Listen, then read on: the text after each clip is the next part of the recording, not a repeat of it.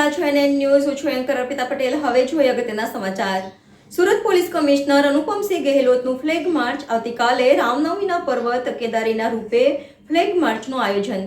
DCP ACP કક્ષાના અધિકારીઓ જોડાયા. ડ્રોન કેમેરાથી બાજ નજર રાખવામાં આવશે. વિવિધ સંવેદનશીલ વિસ્તારમાં પેટ્રોલિંગ કરાશે. ધાબા પરથી પણ વોચ રખાશે. Walk through Anupamsinh Gehlot.